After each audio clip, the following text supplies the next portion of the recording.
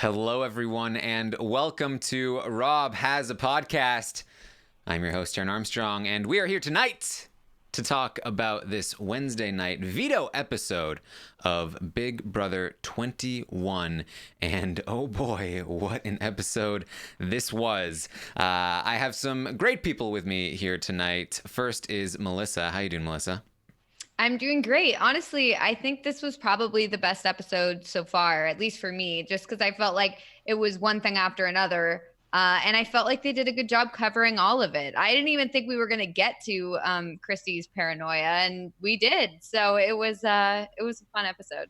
Yes. Also with me tonight is Puya. Now, I had announced this morning that Hoodie Allen was going to be with us, so I have unfortunately put Puya in the spot of trying to replace Hoodie Allen. Hoodie unfortunately called me earlier today and had to pull out of the podcast. He was very, very upset about it. He was like, seriously, like, it makes me feel sick, Taran. I'm so sorry. So do not blame Hoodie. He actually, his girlfriend surprised him with some plans later in the night. So he unfortunately was not able to make it to the podcast, but he really wanted to be here because he has some very strong feelings about what's happening in the house. I'm sure we will have him on later in the season. So don't you worry about that. But in his place, I do have the magnificent Puya. How you doing, Puya? I'm doing well, Taran. I also go by Foodie Allen, so like that kind of works out for you here. I'll sub in. That's all good. No, I'm excited to be here. I also think this was the best episode of the season. I had a lot of fun watching this, and I'm gonna have a lot of fun breaking it down without any interruptions. No interruptions. There you go. No interruptions. Hey, we're coming around. So we are here to talk about what an episode this was. Now, we knew this one was going to be a doozy because there was a lot to cover, especially, stuff that happened right after the nomination ceremony and then throughout the veto competition with Kaitlyn and then post-veto competition with the final freakout from Christy. So there was a lot to cover, and I do feel like they did a pretty good job of fitting in a ton of content. This has to be, in my view, one of the better episodes that I've seen from them in a while. Certainly the best of the season from my perspective, Puya. Yeah, like you know it's a good episode and there's a lot of content when the veto was pretty much not looked at and it was very short. A couple weeks ago when we had the slow-mo veto go on forever and take over like over 25 minutes of the episode, that's when everyone was angry. Like, why are we watching this? This played out. But because I also thought the veto looked really good. I liked what I was seeing from the veto, but it was short and sweet. We got all this content packed in, and I think that's one of the main reasons why we're sitting here thinking that was the best episode of the season so far. Yeah.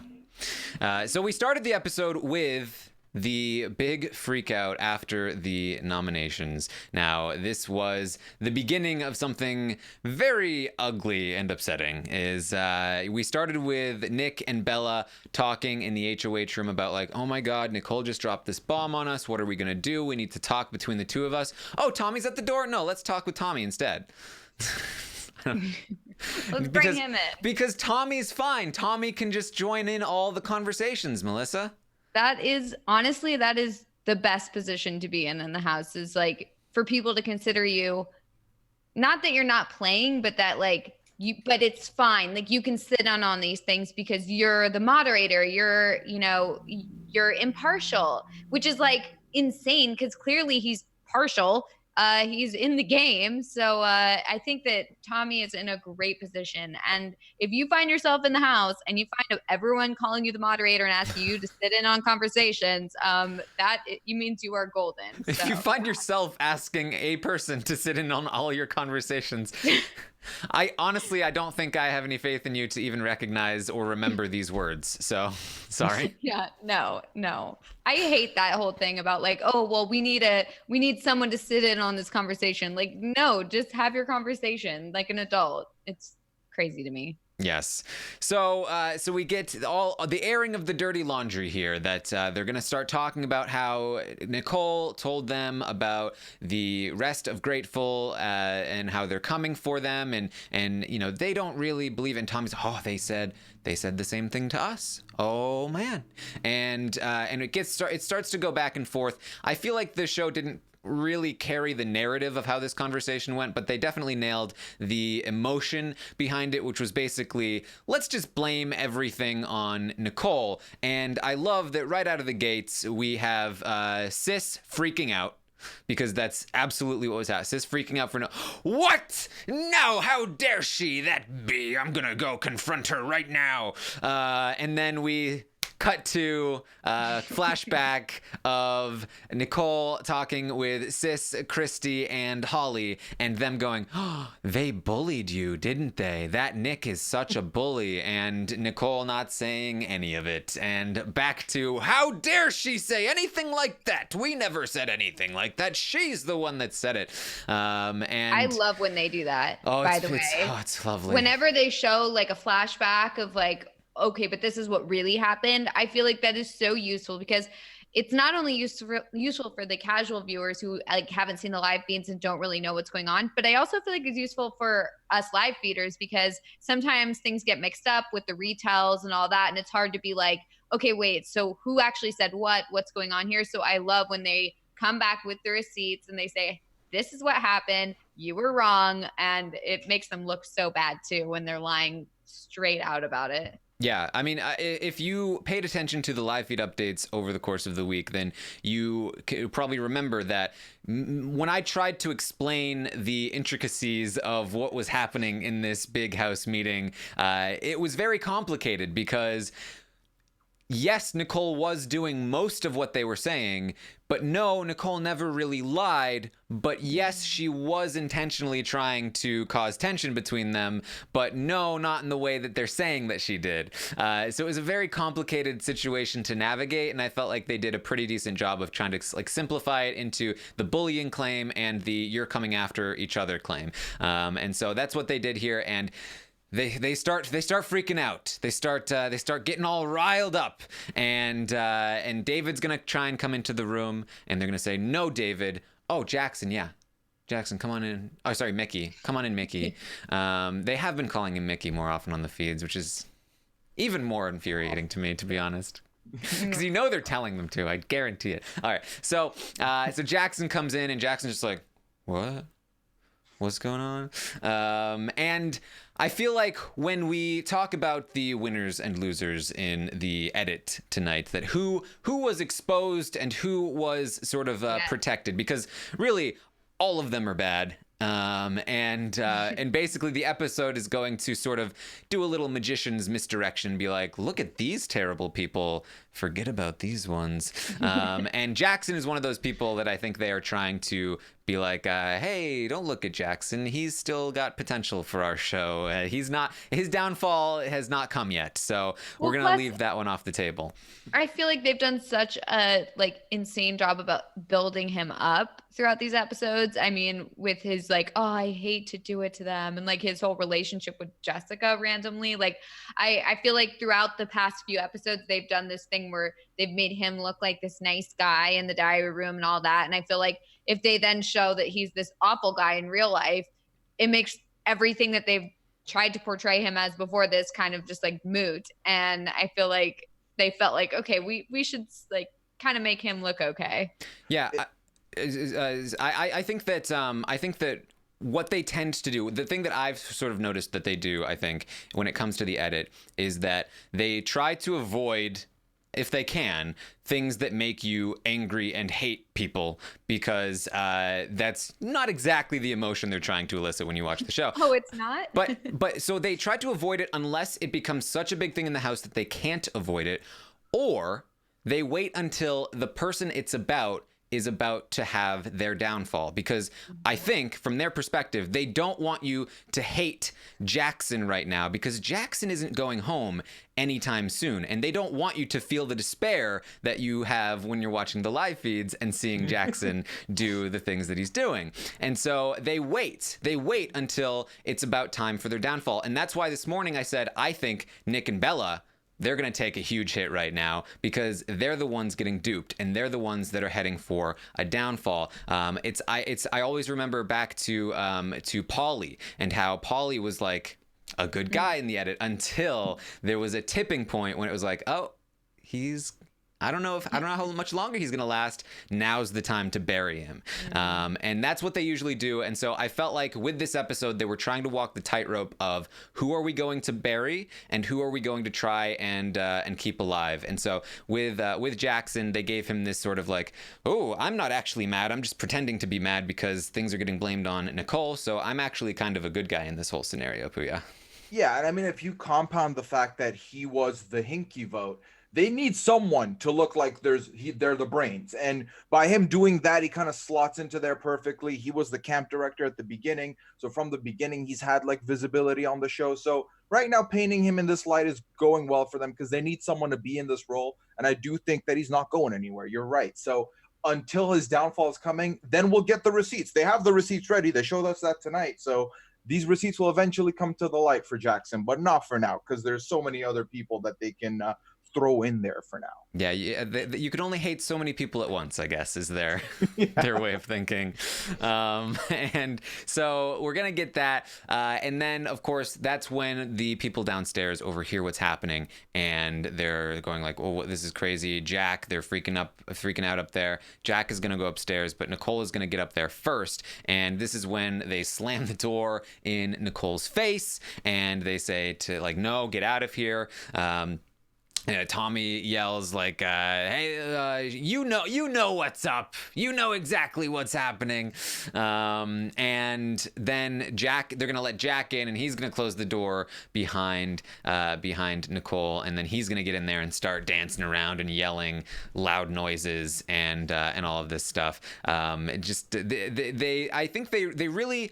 I don't know if they captured like just how long this was and like how feverish it got, but there were definitely moments where you could hear just how many voices were being vocalized at the same time, and they were talking over each other and they were yelling, and it got really, really crazy, Melissa.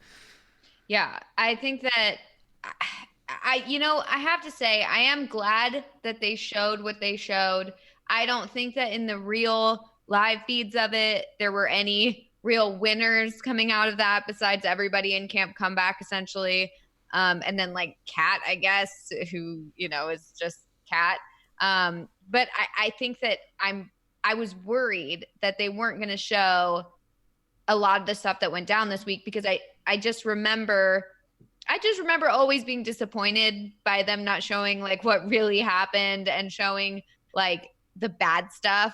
I feel like it always ends up getting like just a quick little edit, and then we go to a funny thing, go to a stupid thing, go to a silly thing, and then competition, and I'm glad that they actually went through and showed how bad it was. I mean, I was just miserable on the last round table, and like that was part of the reason. So I'm glad that they're actually portraying the events that happened during the week as they basically happened. So, I have to give props to the editors.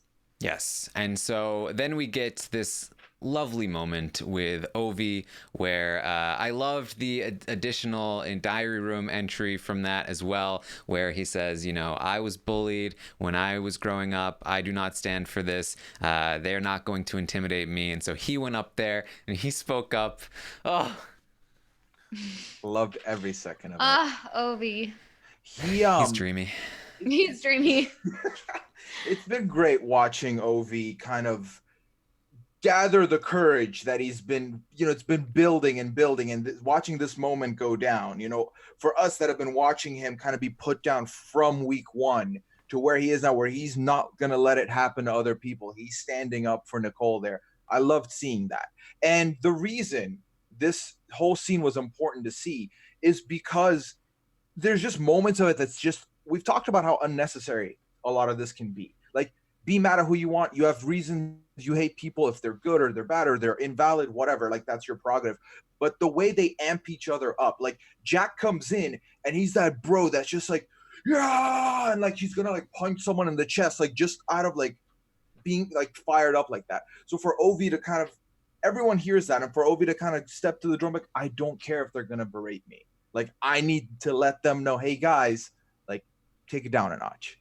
Not gonna help. It fuels them more, right? They're gonna be even louder. But like, it's important to step up in moments like that and kind of tell people, hey, you're wrong. What you're doing is wrong. Even if it's not gonna change you, I need it to be in the back of your head so you can think about this when you go to bed later. Yeah, I agree. And I, there are some people that responding to some of my tweets saying, like, oh, you know what, the only reason he did it though is because he's already out of the game, and if he was in the game he wouldn't have done it. Like, I like trying to discredit Ovi for what he did, which to me just like, I don't get why that's the response. Like, why can't we just be like, oh, that was such a good thing? Why do we have to be like, oh, let's not go crazy. Let's not be too praising of such a brave and like nice thing that he did. We have to make sure we discredit it properly. Like, come on, guys. Yeah, no, I mean, honestly, like, I think he would have done it if he was in the game. I mean, is it that hard to believe that someone would do the right thing when they're playing a game? I strongly believe I would do the right thing. So, like, it's not impossible to think that Ovi would do it even if he was still in the game. So I'm glad that they showed it too, because I do feel like it wasn't totally necessary for them to show anyone in Camp Comeback doing anything because they're not in the game. But the fact that they did show them, I think that that's great, because it shows that there are some good people left in the house. They're in the house. They're not playing the game. There's not good people left playing the game, but there's certainly good people left inside the house. So, I'm glad that they showed that. And it gave Ovi a good moment too. Yeah. And in my opinion, it doesn't matter whether or not he would have done it if he was out of the house or in the house, because what he did, period, was a good thing to do and should be praised, in my opinion. Right. Like, I'm not sitting here. I've said it. I love Ovi. I made that clear week 1. But then I also said the next week, like, love Ovi, not a great player. I've been vocal on that. But the fact that he did this, I'm going to praise him for it. Now, whether he was in the game and he did this, I'd still praise him. And then if he didn't, I just wouldn't have an opinion. But I'm glad to see that he, went up there and had the courage to do it. Yes.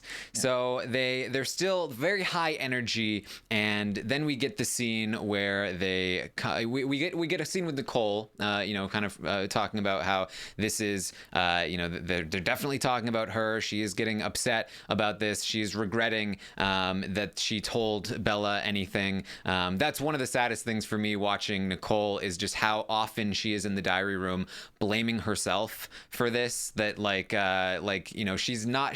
she's such a sweetheart that she's not even like, these people are awful, they're doing this. She's like, oh, I screwed up. She's completely owning her responsibility in this, which is a very small part in terms of the reaction that she ended up getting. And she gets very upset and she's blaming herself. And it's hard to, like, I very quickly went from like, yes, they're showing it, to like, whoa, I have to watch this again because this is driving me insane.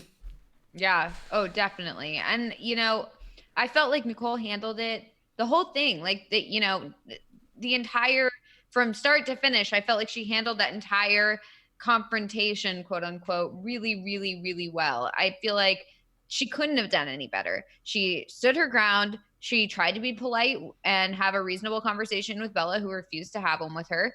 And like a child, stormed out of the room before the other person could speak.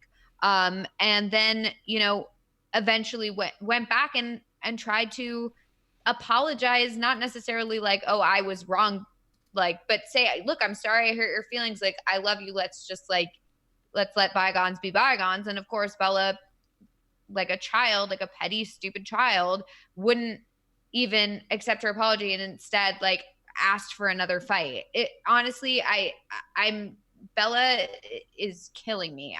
Nicole did the best she could do with such a person. There are 3 things in this world that when they happen, you have this like angry reaction, right? When you stub your toe, when the headphones get yanked out of your ear when you're walking somewhere out of nowhere, get yanked out of your ear, and when you're having a one-on-one with someone and they refuse to listen to your side and they just shut you down after they've gotten to speak for like 7 minutes. Yeah. Oh, and especially when she's like, oh, she starts to talk and she's like, let me speak. And she's like, oh, okay. And like, lets her have her entire time. That would infuriate me. Yeah. So to be facing something like that head on, especially in a moment where you kind of know you were in the wrong, but you also know that stuff you've said has validity and they're just shooting it down and you're trying to, bring up at least some kind of a even ground conversation, to be shut down like that. It's not easy. I really was happy to see the way Nicole carried herself throughout all this, it's very hard to take in, honestly, especially when it's coming off the heels of you literally know what was going on upstairs. There's this coalition that's just been, crapping on you for a long time. You're feeling alone. You're feeling isolated. So to be able to keep the composure she did, to be able to go through those 2-3 conversations with Bella without like really popping off on her, kudos. It's not easy.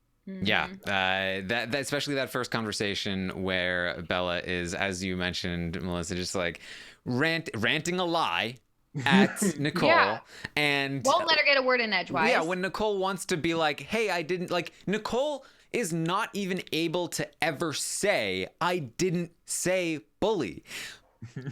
Bella doesn't let her. She just, okay, let me finish, and then she finishes and she's like, I'm not here to listen. I was here to express how I felt, and now I feel better, so thank you. That makes me so mad. I would not have been able to hold it together like Nicole did. I would have like stormed after Bella and then like insisted that she listen to me. I would have told everybody in the house, like, this girl, like, I couldn't have held it together. So kudos to Nicole, because that is a tough situation. Yeah. So Bella, definitely, in my view, one of the losers of tonight in the exposed edit talk here. Yeah. I don't think there's coming back from this one for Bella. I think that she has been crippled by the edit, and it's going to be a tough road for her moving forward. We also got Christy and Jack, I like still hyped up from the HOH room thing, and David, bless his heart, who had been like, Ovi, don't go up there, is gonna be like, hey, what did you guys do to Ovi? And he's clearly struggling between, I'm trying to maintain my game, but at the same time I want to stick up for Ovi here, and so he's like, hey, what'd you do? I'm not accusing you of anything, I'm totally with you, I'm not saying anything, but like, what did you do? And Christy and Jack are just, they're out of their minds. They're so hyped up on adrenaline and just like this bitter, like, angry fuel of hate, like that they're just like, you've done nothing wrong, you've done zero wrong, unlike Ovi. That Ovi, he really screwed himself tonight by standing up for people, that monster. And I was literally just like, in my head, I was like, this is the moment where they have said, Christy, she's also a loser. This is she screwed herself, in my opinion, in terms of the edit here, with what she rants here at David about Ovi, who is clearly a great guy, and now she's talking about like, what a bad mistake he did trying to stand up to us. Oh, terrible. And of course we get Jack in there as well, but it did feel like this was more Christy than Jack. This was like the most aggressive compliment I've ever seen given in my life. Like, you see the image floating around social media of David like kind of leaning back, like trying to get away from it, and the two of them, Christy and Jack, just leaning over top of him with their big fat zeros being pointed right in his face with these angry faces. And at first I saw the image before I saw the scene, and so I was like, oh my God, what are they saying to him? They must be saying something super awful. Like, they're saying you have zero chance in this game, or you have zero whatever. And it turns out they're saying, like, you've done zero. You are A-okay. You've done a fantastic job. That is like the weirdest way to compliment someone. And I feel like that image is so powerful because it just shows the way that they are just being so overly aggressive to someone who's not in a position of power. And, if they had just gone and said those things to him, like, none of this would have happened. But the way they were like aggressively over him is very odd to me. But, I'm glad they showed it on the show because it just looks so bad. Like, to me, it's just odd. It's like, let's say they're in the finals of any insert sports here. They're in the finals. They're like 2 wins away from a championship. but they're still roasting the team they beat at the beginning of the season that no one's talking about. Like, you guys are just way too into these guys. Like, play your game, let them live, let them exist. Yeah. But like, it just doesn't seem like that's the case. And it's just kind of like, I gotta remind you, I'm the man here. I did this. We're great. But you know what? You're doing really great by doing nothing, because I want you to do nothing, and it's amazing, and I love you for it. It is great. Yeah, they do the thing where you demonize the people that are against you, but because they're in a position of power, it's they have a certain way that they look at the people under them, and the way that they look at the people under them is that the ones that suck up to them, oh, they're good. They're the good ones. Yeah. They're the ones that we can praise. That you guys are excellent. It's the other ones that are bad because they are trying to go against us and they don't like what we do and they don't do what we say. But you have done what we said, and that means that you're good. You've done such a good job. We love you. You're great. It's very, very like the worst kind of compliments I think you'd ever want to get. And I think in this moment they are less complimenting David and more doing their best to criticize Ovi. This is just a different way of criticizing Ovi, and that's why they're still in criticize mode, even though they're saying a compliment, because what they're really saying is screw Ovi for what he did, and so therefore good on you for not doing that. Yeah. Also, when Ovi then comes into the room and Jack is like, and I've noticed this not just in this occasion, Jack is terrifying and aggressive when he's upset. Like I would be very, very scared to be in a confrontation with Jack because of his size and his demeanor and the way that he's just so pointed and aggressive with the way he talks. It's frightening, and like he kind of smirks when he's doing it, like he knows that he has power over you. Yep. It's really scary, and I felt really, really bad for Ovi in that moment, and I'm very glad that they showed that on the episode, because I don't see a situation where casual viewers or really anyone sees Jack in a positive light after seeing him tonight.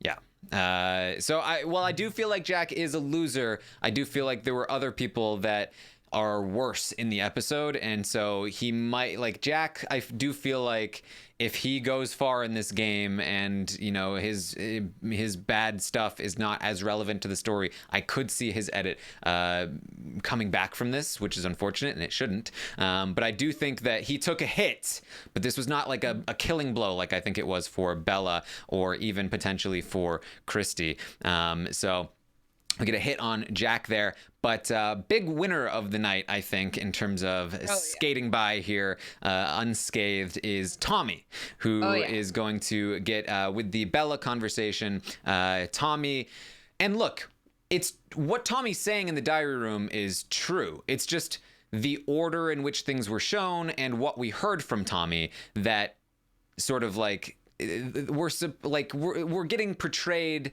a version of this where Tommy is exonerated because I got swept up in the moment, but now I actually believe Nicole. That's true, but like it's Tommy got to say that and nobody else didn't, if that makes sense. Right? No, it totally makes sense. And like with the way they edited it to show his facial expressions during the conversation between Nicole and Bella, like you have him being like, ooh, yikes, like I want to step in, but I don't know what to do. And then they have a diary room session of him being like, that was really bad. I believe Nicole. Then Bella leaves, Nicole looks at Tommy, and then you have Tommy like hug her. In the moment when you're watching it on the feeds, you're like, this guy sucks as a moderator. This guy is the worst moderator. Like he's not even saying anything. He's not even letting each side speak. He's just like, hands up, I don't know what to do. And so it's like he looked really bad to me during the time on the live feeds, but with this edit he looks good. So I do feel like he came across as a winner tonight, even though he's not a winner, if that makes sense. Yeah, and this is personally the one that I expected the most, because I think they recognize what we do, which is that this guy is probably one of the high contenders for the winner of the season, and so you bury him now, you can't go back. So they're protecting their assets. It in kind this of one. reminds me of Derek from Big Brother 16, like his edit. I felt like he wasn't necessarily like leading the charge whenever people were like talking bad about each other on the feeds or whatever, or like there was that sort of mob mentality, sometimes not nearly to this extent obviously, but like when there was that little thing where it was like, oh, we hate Zach, and everyone was kind of like ganging up on Zach, and like Derek didn't say anything to like tone it down or whatever. He kind of like would egg it on a little, but would kind of sit back. But then when you would see the episodes, he'd always be like, look, like Zach's a great guy. Like in the diary room, he'd always be like, Zach's a great guy. I love him. You know, but he has to go or whatever. And like, it was very similar to that, where it was like, you then see his diary room and you're like, oh, this guy's a nice guy. He doesn't mean anything by it. He wasn't a part of that. And that's kind of how I get the feeling that they're trying to do with Tommy here. Yes.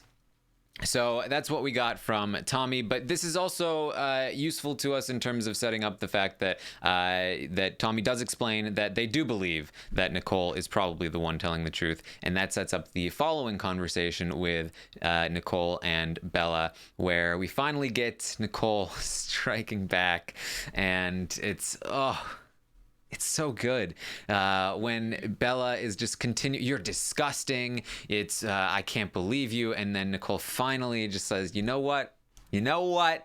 It's you, Bella. And I think everyone sees it. You're the snake. You're the one making up all of these lies. And Nick, I respect you, but you are being dragged down in this game. And like what I love about this from Nicole is that she is such a kind and respectful person. She said on the episode here that she wants to be on the show to stand up to bullies and bullying, and she wants to represent good things. And she's so kind. She often has conversations with Kemi where Kemi will be just like a little snarky and fun, and Nicole will just be like, come on, be nice. Like that's how nice Nicole is. And so when Nicole finally comes out and says something against somebody else in a calm and respectful and rational way, that is just so, like, that incites the most irrational joy in me that anything can. Like you normally when it's like a screaming match and somebody really like gets a good one and you're like, yeah, but when Nicole says, you know what, Bella, it's you, I'm just like, yes. Yeah, totally. I love that moment, and I'm so glad that she stood up for herself. Like, I was a little worried that she wasn't going to say anything and it was just kind of going to end with Bella getting the last word, and I do feel like Nicole got the last word, and not to mention the fact that I do feel like everybody agrees with her. Maybe they're not going to say it out loud, but I do feel like everybody in the house knows that Bella is the problem. She's a snake. I mean, there are a lot of problems in the house, but Bella is like the snake.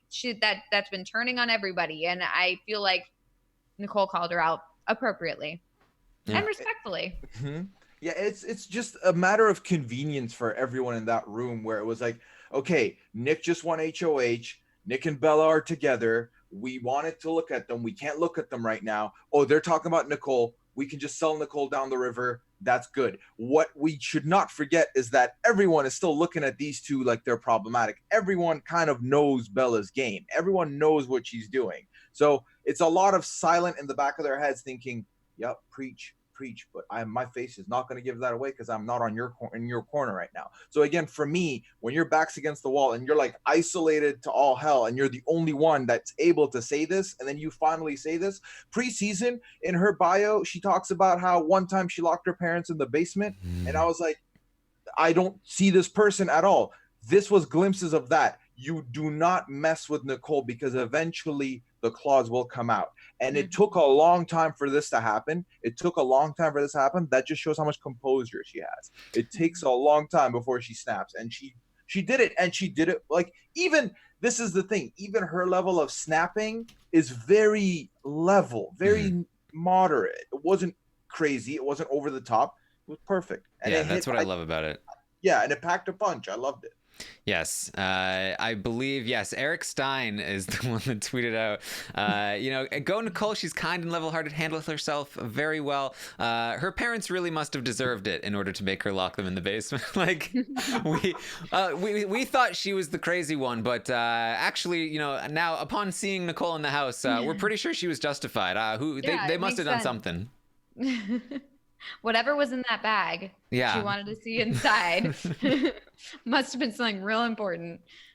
All right, so I believe we are then going to get to the veto, unless I missed anything here.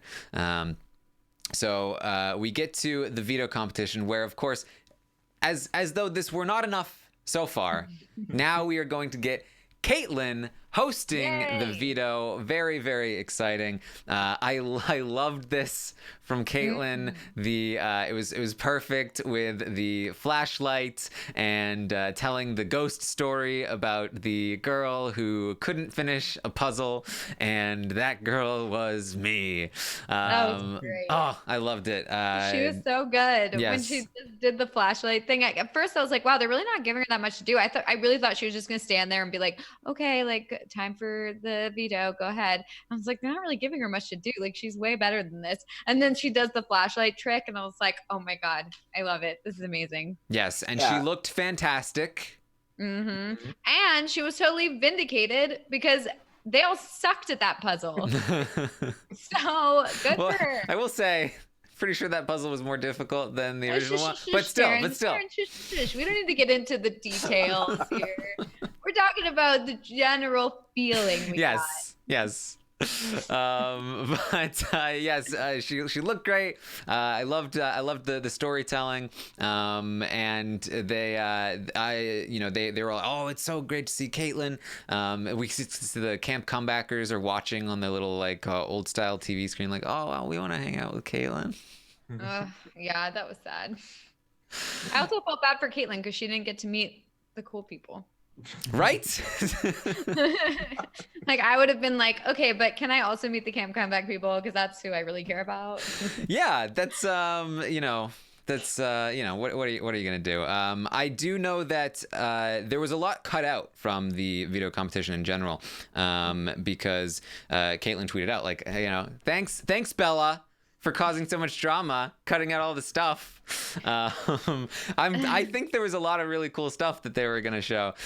Even just from Cliff's description afterward, when he was doing some Cliff notes, he said that it was super exciting to see Kaitlyn, that she was super friendly and excited to see them, and very excited to be there. And he really, really enjoyed her. And he was like, oh my God, she called me Cliff. Like, she knew my name. Like, how cool is that? God, that's so cute. So their competition is they need to go find puzzle pieces in this sort of haunted mirror maze kind of deal, and then bring them back and put the pieces together into the puzzle of the zombie version of Kaitlyn. They also had a Grandpa Lou reference in there. They did. Yeah, and so they have to put this puzzle together. Now, we heard from Jackson afterward that he was actually throwing this competition. Jack actually called him out. He was like, "Dude, I saw you holding the right puzzle piece for the whole time. Like, oh, I don't know where this goes." And Jackson was like, "Yeah, yeah, whatever. I don't believe it." Nobody ever does when it's somebody that you don't like. And then he just sucked at it. And then also we heard from Christy that she didn't really want to win this, and that the universe was telling her that she should not win this because Kaitlyn showed up and she had been trash talking Kaitlyn. That's a reason. That's a valid reason. Yeah. Christy's been proven to be a very logical, sensible person. So I definitely think the universe was on her side on that one. The universe tells Christy a lot of things, and it's always right. Yeah. You can't go wrong with Christy. Yeah, I wonder if what happened was Kaitlyn came into the house, and Kaitlyn is just much better at reading auras and listening to the universe, and it just completely just overtook all of Christy's powers, because she's been very bad at it ever since. Yeah, maybe Kaitlyn sabotaged. The saboteur. Soaked all the manifestation in the house. Yes, Kaitlyn definitely the better manifester. Yeah. Yes. Yeah, Oh, it's yeah. not even a debate. Yes. Not up for debate. All right. She also has the cool sound effects that. And the third eye. Yeah. The literal third eye. Yes. So ultimately, we see Kat put this puzzle together. Really, the only one that's able to do really anything with it. And we missed the picking of the players. Of course, we saw Jess pick Christy for this competition. Jess can go. She's terrible. She is like the worst player. Like, and it's not even a situation where I'm like, no, we have to keep her around because she can go against the other side. At least she's not ungrateful. I don't care. She's not going to do anything good. If anything, she's just going to be a hindrance. So get her out. That's enough. I'm over her. I do think the one thing that has been a disservice to Jess is camp comeback, because now that I've seen David in action, it's like, oh, that first night I would have rather if she didn't find her way out and David was the one that got saved at the end there. Like, imagine the scenes. That would have been so much better. Like, especially after week 1, because I was feeling some promise from Jess. I remember all of us being like, all right, you got this. You're going to do something. You're going to make some things happen. And then for the last 2 weeks, picking people for the veto that she really should not be picking. Last week, we needed one vote. Yeah. We needed one vote.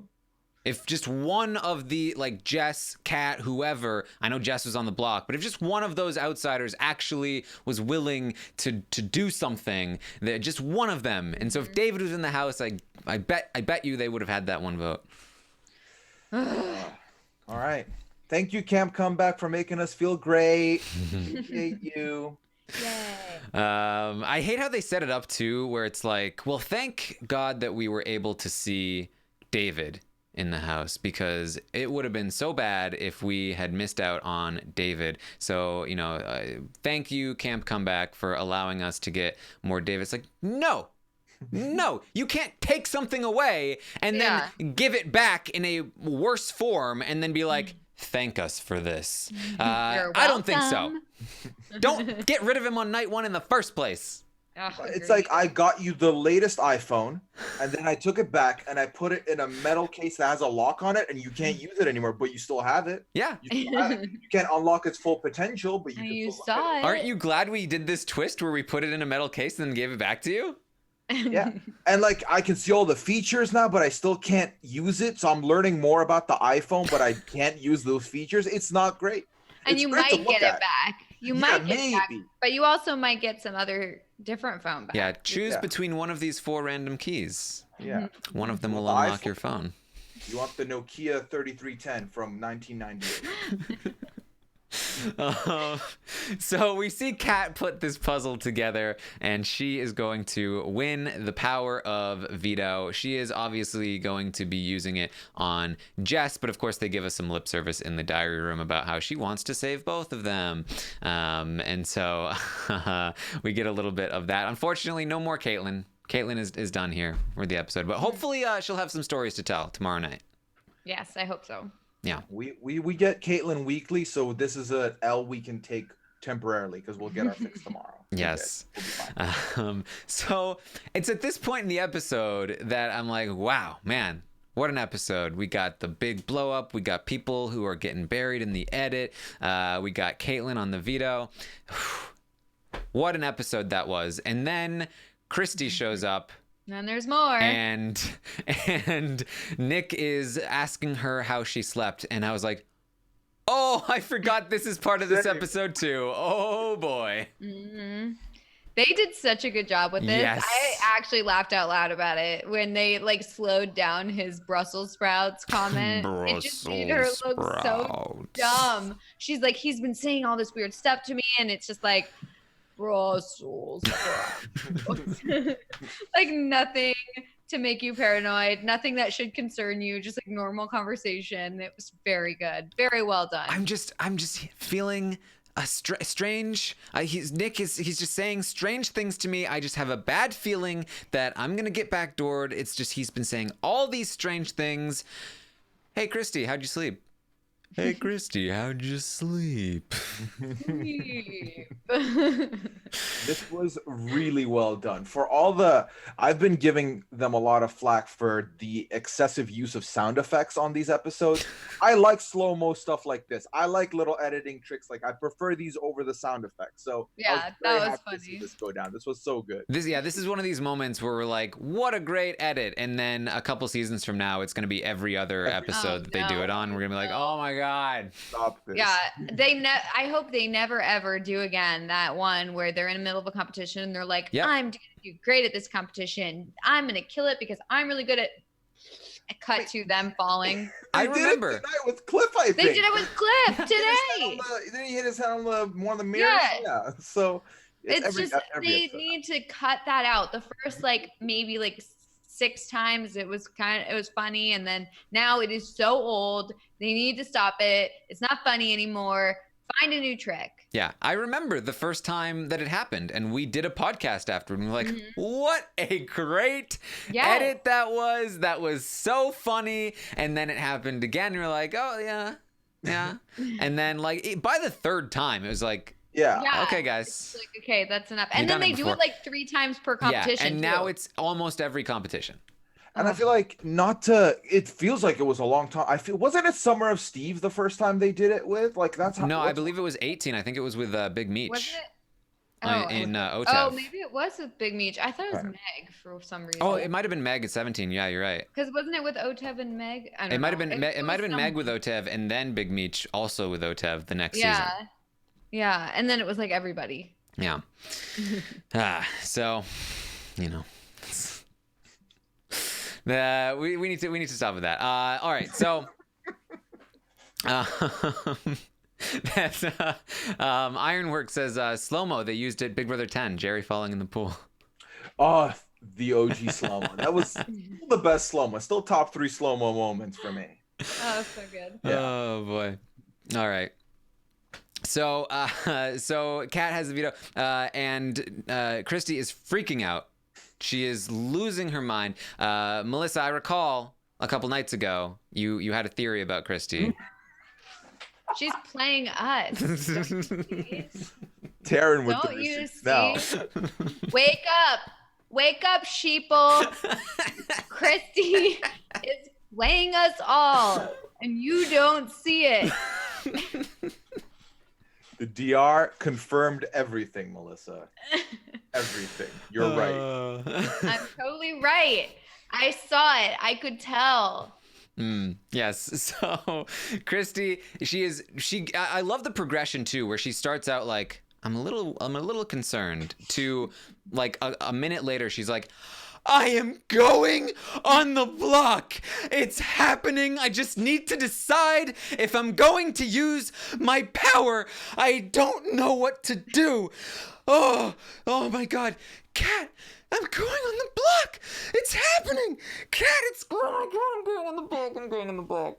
I'm going on the It block. was the weirdest vocal sounds that you could hear. She was like, I'm going on the block. I'm going. Losing her It was mind. up and down and I don't even know. She's in the diary room. I don't know who to trust right now. I love this game so much. I don't want to end it right now. I love playing and it's gonna end.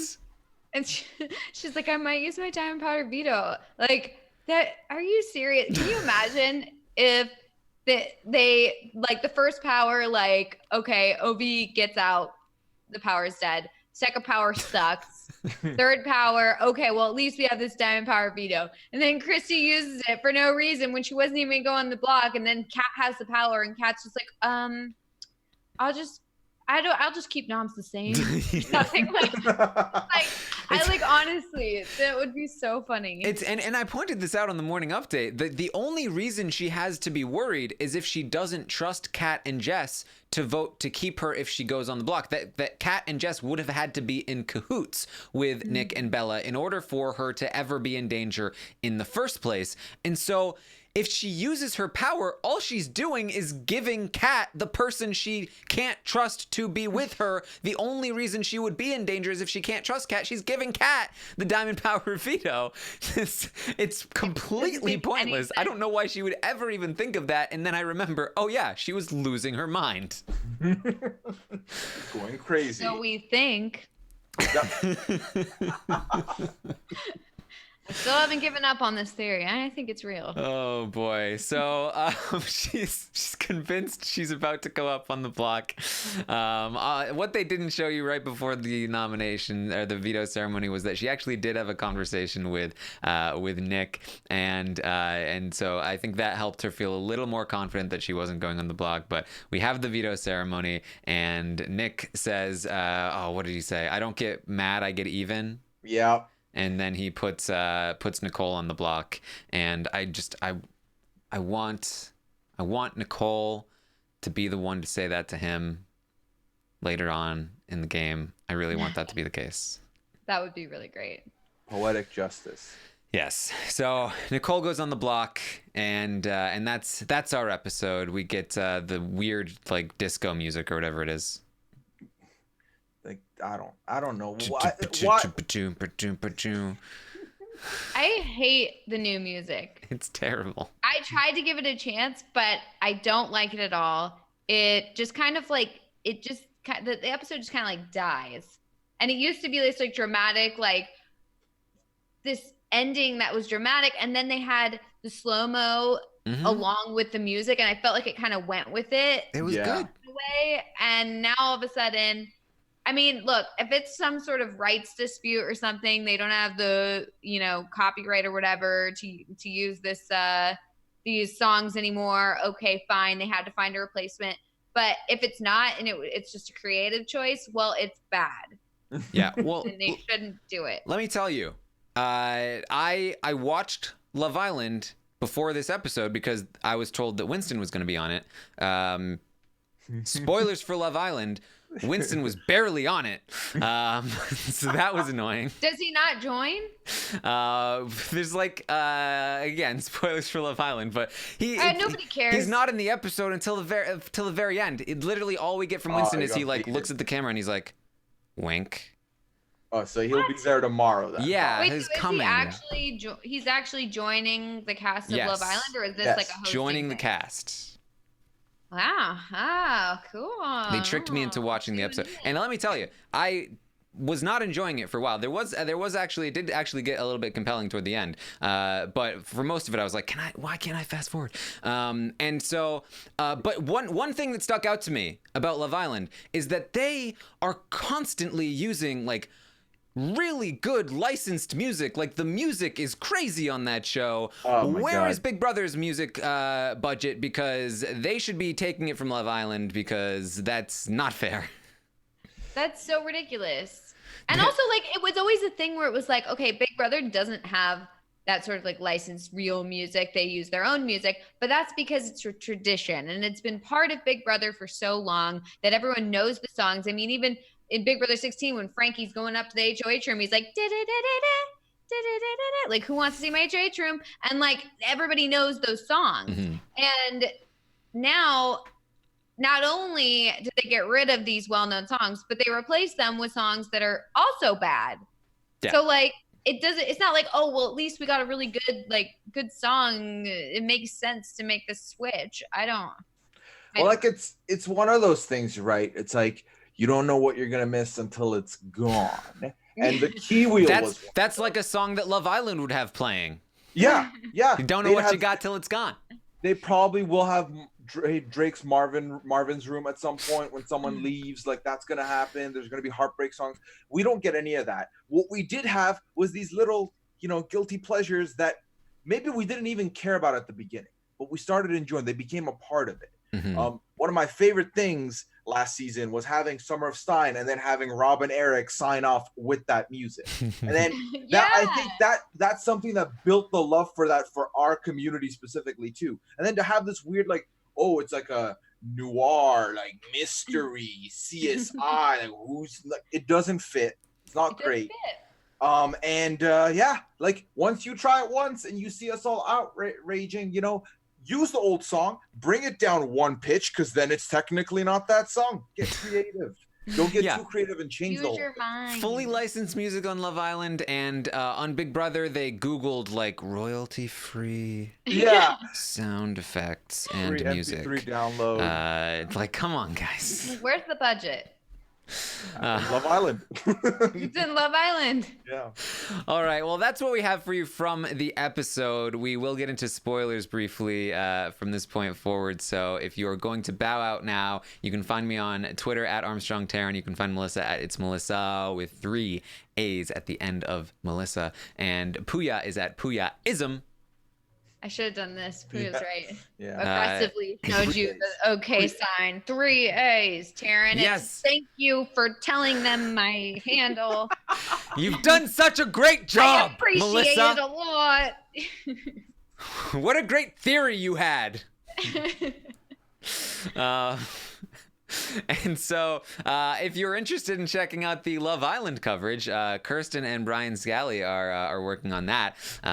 So make sure you check that out as well. And of course, tune in back here tomorrow night. Sorry, did I say tonight? Tomorrow night, after the eviction episode of Big Brother 21, where we will be seeing Camp Comeback is going to happen, I believe. I think, there's clearly no vote that's happening with America.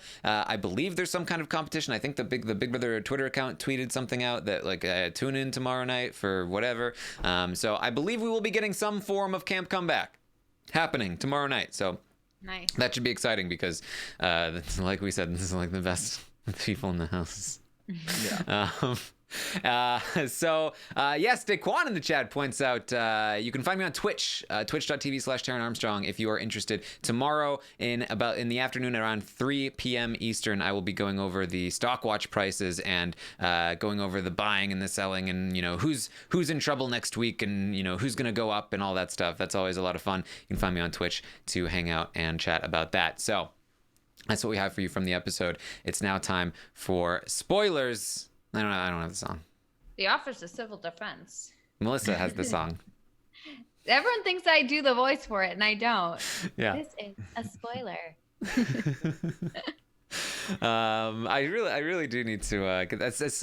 I fill in for Rob so few and You far usually between did it. that it's like It's I so always fun, forget. though. Yeah. It's my favorite part. Before I was on the show, it was always my favorite is the spoiler music. Did you And used to then when I dance got with to- us? I didn't used to dance, but I used to want you guys to dance, and I'd always watch for it. And then, I remember the first time I podcasted with the spoiler song, I was like, "It's the spoiler song!" But I was trying to be cool. All right. Well, here we go. We're into spoiler territory. So, all right. I will be the person that asks instead of the person that answers here. Puya, what has happened since Kat used the veto and Nicole went on the block? Who's looking like they're going home? It's looking like we're about to get a blind side of Nick and Bella, and Nicole is going to, Nick and Bella, yes. Nicole is going to stay, and old Cliffy is looking like he's about to be out of the house. Yes. It's not looking good for Cliff. It's not looking good. And it does still appear to be a blindside that Nick and Bella still do not know that Nicole will be staying. In fact, Nicole does not know that Nicole will be staying yet. Yeah. They haven't even told her. And people have been asking me, has this ever happened before where the person staying doesn't even know that they're staying? And the only thing I could think of was Ian in season 14 when Dan evicted Shane. But that was just one person, and it was a very in the moment thing. So Ian didn't even know that Dan was coming off the block. So that was a whole different circumstance. With a whole week of lead up, I can't remember a time where the person staying really doesn't know that they're going to be evicted. Obviously, double evictions are different. But man, it's nuts. I feel bad for Cliff. Yeah. I'm sad. It's honestly, it's one of those things where it's I hate to lose Cliff.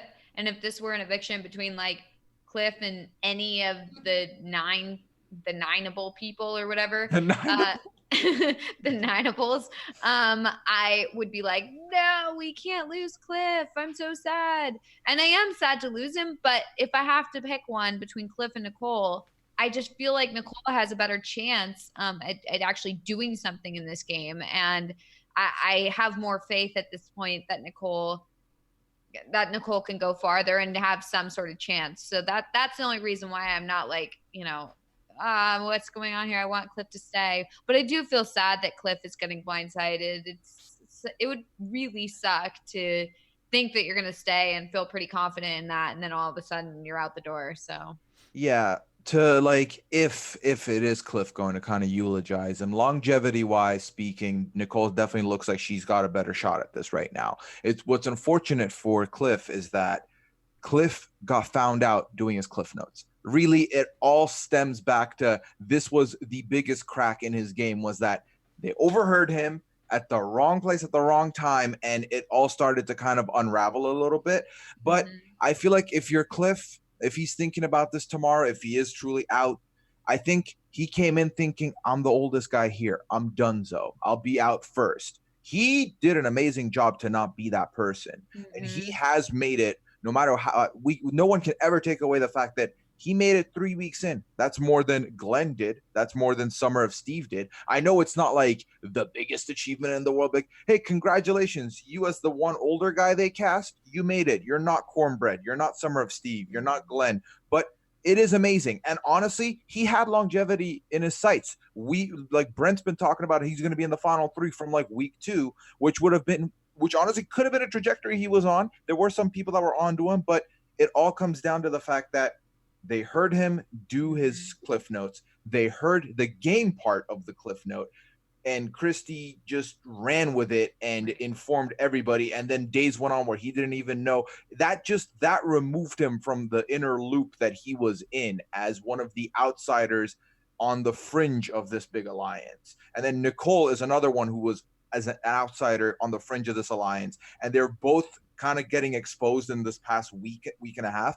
The problem here is that I think more people just simply see Nicole as a piece that can be a part of their game moving forward, whereas Cliff kind of looks like they're like, well, we've gotten what we can from Cliff.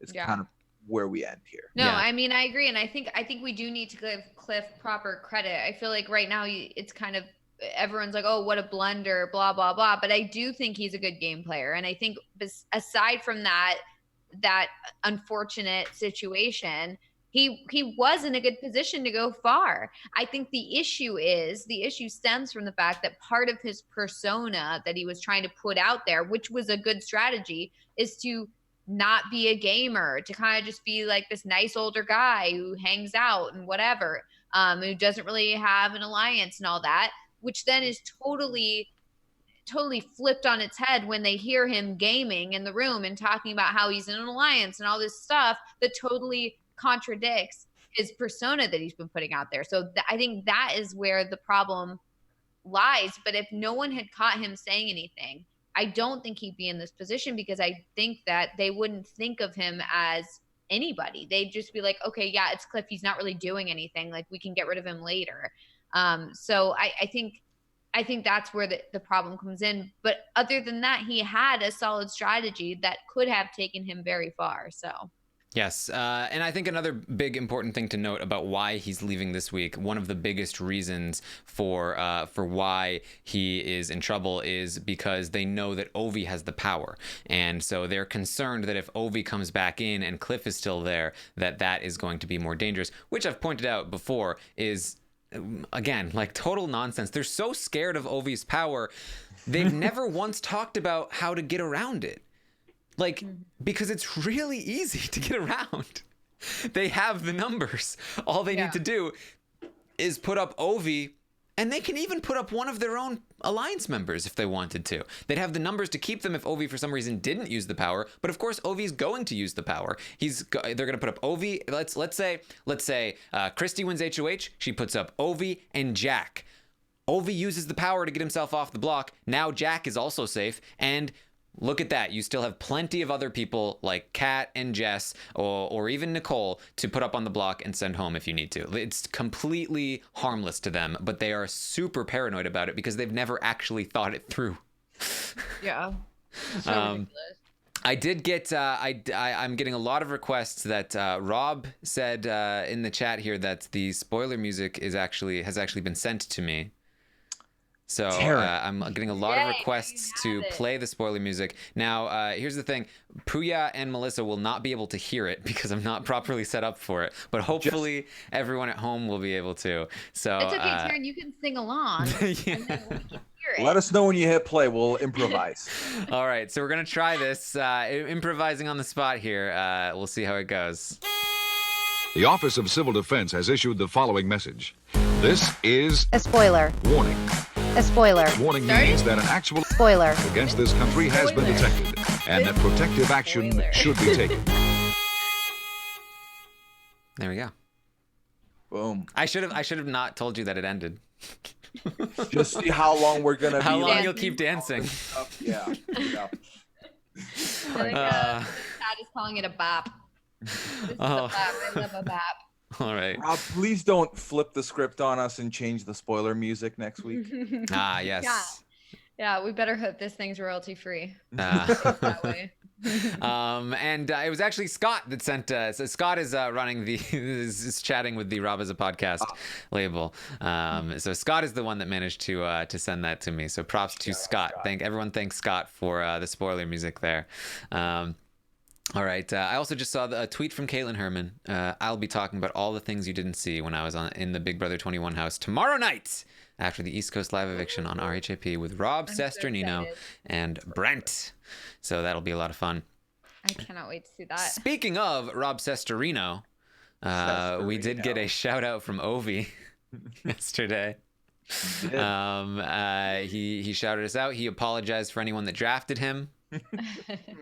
You're like, I accept your apology. Yes. What did he call Brent? What was his last name? I He think called him Brent Walga something. I think he mostly got it right. It was like Brent Walgamot or something like that, and then he called Rob Sesternino.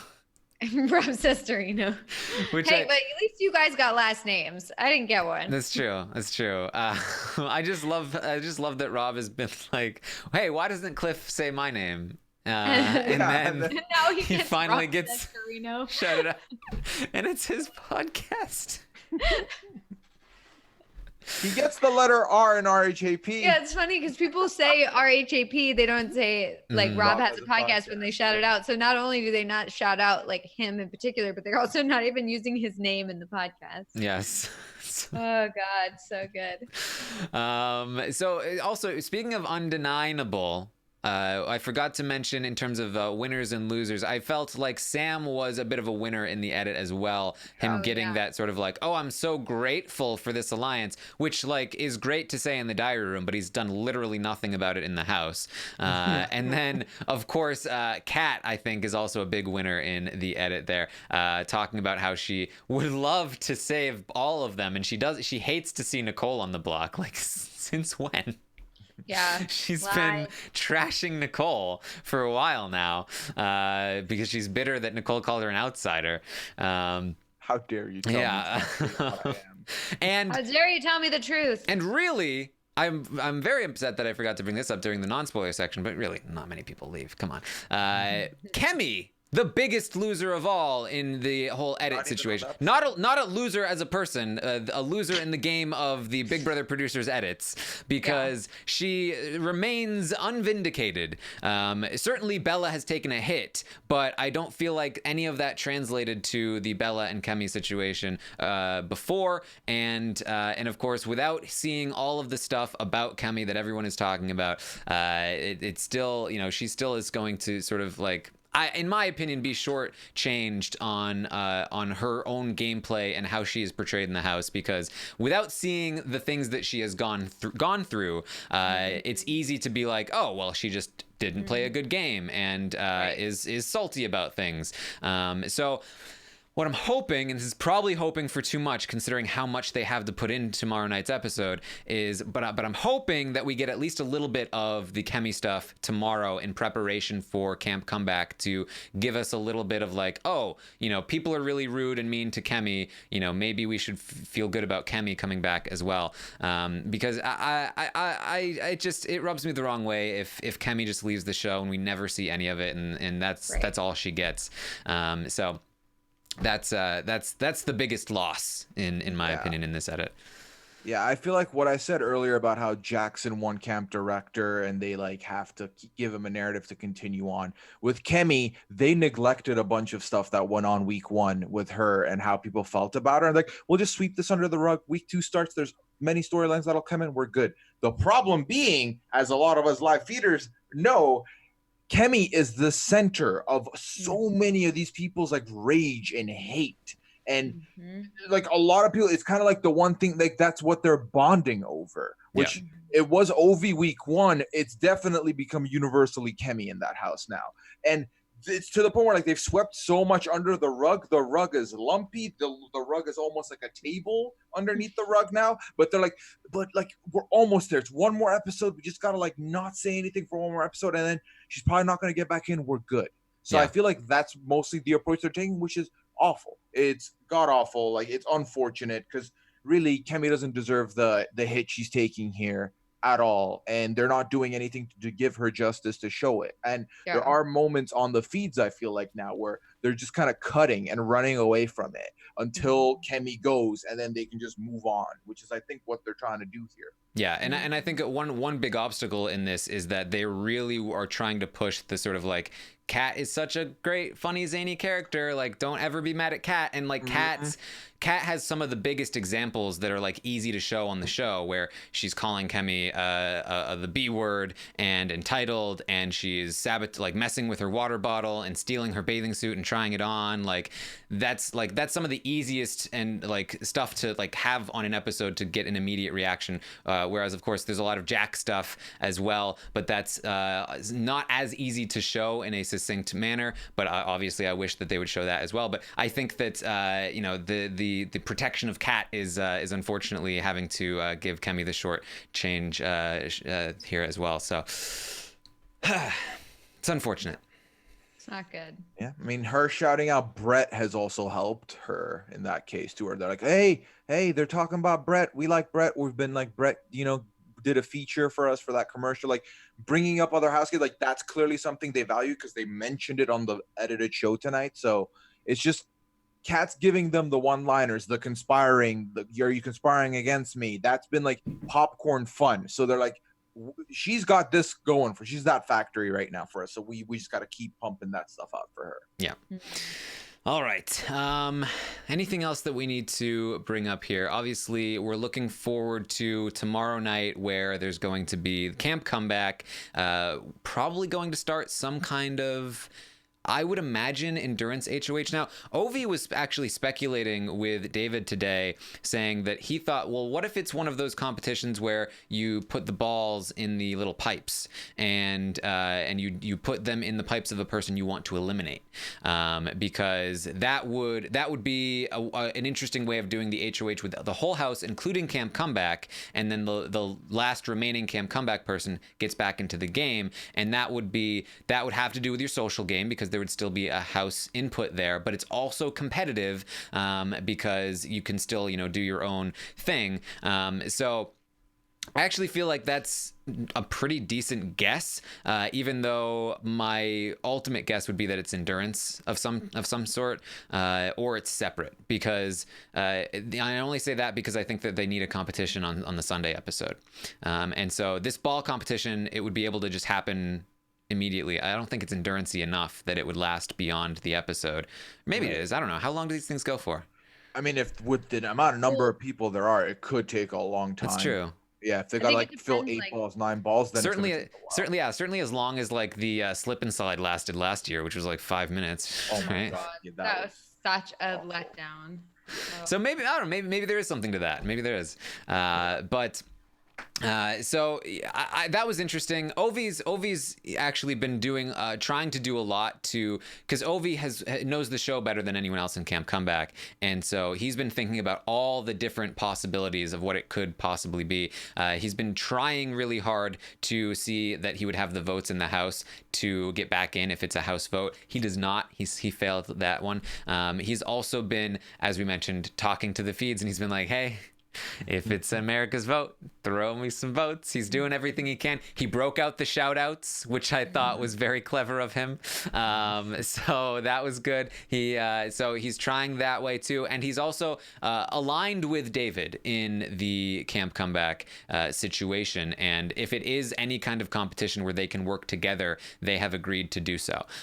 So if it is that ball competition, then they are not going to put any in each other's pipes. They're going to focus on the other two first and then go after each other. They had a very touching moment today. Ovi was just like, oh, I hate that, you know, if I get back in, I'm not gonna have you in here anymore, David. Like, you're one of my best friends in here. Like, this sucks.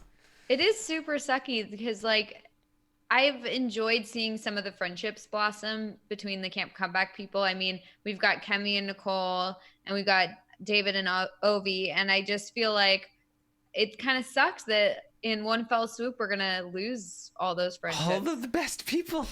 All the best people. Yeah, We're literally gonna lose all the best. Like, this is gonna be a sad eviction. We'll still have Nicole, and we'll still have one of those people. So great. 2 people to root for. Holding on to hope. Hooray. So one of the flaws of doing the camp comeback thing is that we were like, okay, well, damn, we gotta update and talk about 16 people every day for a while. But then by tomorrow night, we're gonna be down to what, 12? Like, Yeah. it's gonna be one big, and like it's gonna be some pretty decent big characters to the story. To us, we've been like covering this every day, so I feel like when we get on Friday morning, Taran, it's gonna be like a little bit of withdrawal on like a lot of these personalities that we're not gonna have in the house anymore. Yeah. Especially because we're losing the good personalities. Yeah. You know what? Certainly, I have always had a lot of criticism for casting, and there's a lot of criticism that we can aim toward casting this season. But the outcome is bad. But these first, like all of these camp comeback people plus Nicole, like, I love all of them. They are great casting. Yeah. Like, in terms of like individual people that they got on the show, I'm very glad that we got all of them on. And it's the other people, and it's the overall makeup that I have a lot of criticism for. Yeah, Agreed. definitely. All right. Anything else you guys want to bring up? I will say that out of all the camp comeback people, I have to say I hope David comes back, because I don't think he got a fair shake, and we've never actually gotten to see him play the game. So I feel like it would be nice to actually get to see him play. Otherwise, even though he's been in the house for so long, we've never seen what he could actually do once he's in the game. So I'm rooting for David. All right. Stacked had some questions, she says in the chat, so we can maybe answer a few questions before we wrap this up. But I can say first, I can make a little bit of an announcement here about the Taran show. Now, I know I promised Hoodie Allen tonight, and I wasn't able to deliver. We'll get him later, but I do have. Hopefully, this makes up for it, guys. I have something very exciting to tell you about the Taran show. We're doing monthly releases now. Last month was Dan Giesling. Yes. This month, I spoke today to Brittany Haynes. Oh, snap! Oh Yes. my God, Awesome. that's a good get. It's a really good get. I want to hear that. Yes. I love her so much. Very fun. Wonderful I talk. really enjoyed talking to her. We actually ended up talking a lot about Big Brother 14, which I wasn't really expecting to, but I guess I should have expected given my fascination with it. You're paid. But we had a lot of fun, and I'm very excited. So stay on the lookout for the Brittany Haynes Taran show. Very fun stuff there. I hope you guys enjoy that. And of course, now the chat is freaked out, and I've lost the question.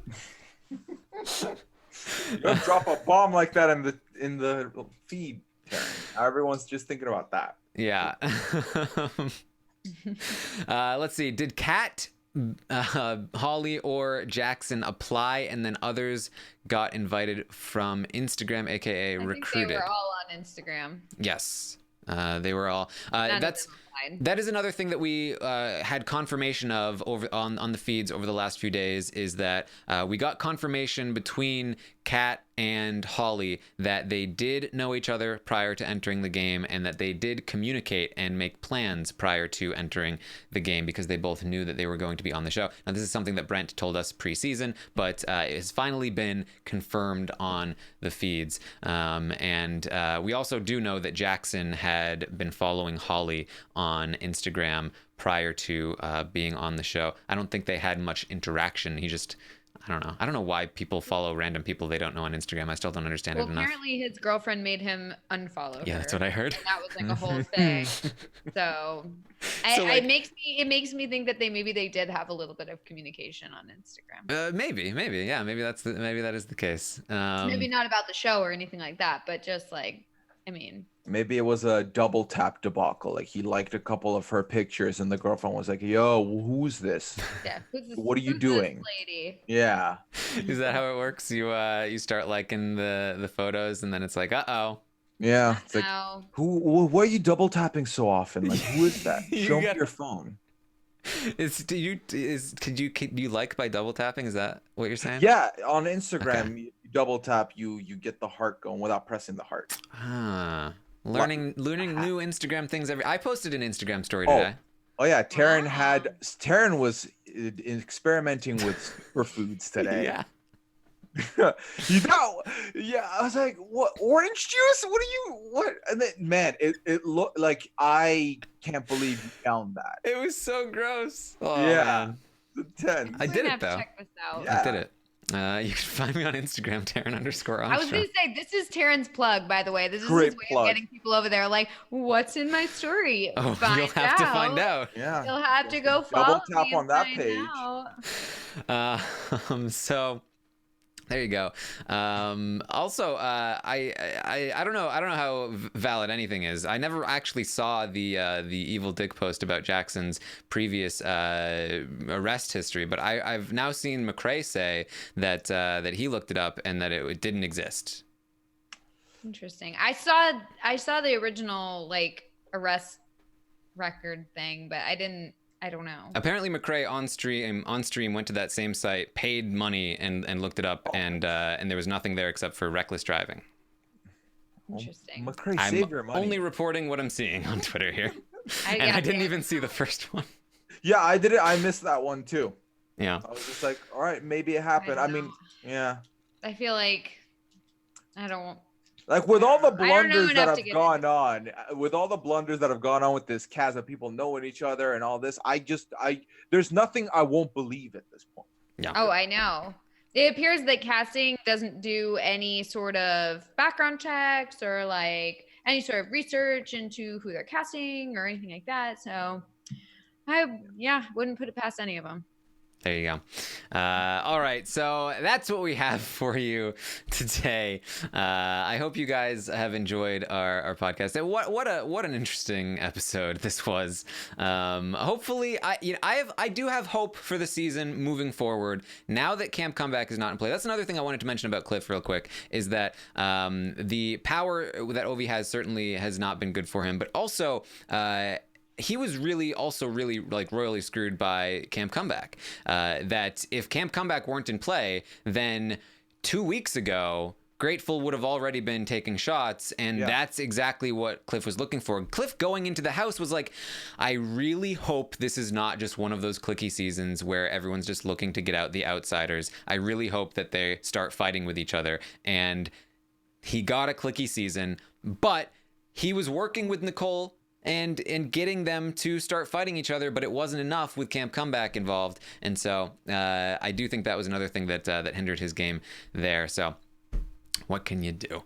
That's what we have for you. Make sure you tune in tomorrow morning at 11 a.m. Eastern. I'll update you on everything that happened today on the Big Brother 21 live feeds. And I have a little tribute planned for Cliff. I'll tease that. It's not fair. It's not nothing crazy. Just a little tribute planned for Cliff. And then, of course, on Twitch, you can find me around 3 p.m. I'll be going live to talk about the Stock Watch and all of that stuff. And then after the episode with Rob and Kaitlyn and Brent. They'll be talking about what we see in Camp Comeback, the new HOH, and Kaitlyn will have the inside scoop on what happened here at the Veto competition. So lots of great coverage heading your way. I hope you guys have enjoyed this podcast. Once again, you can find me on Twitter at Armstrong Taran, Melissa at It's Melissa with 3 A's, Puya at It's at It's Puyaism. Yes, Puya at Puyaism, and there you go. Thank you once again for joining us. We'll see you next time.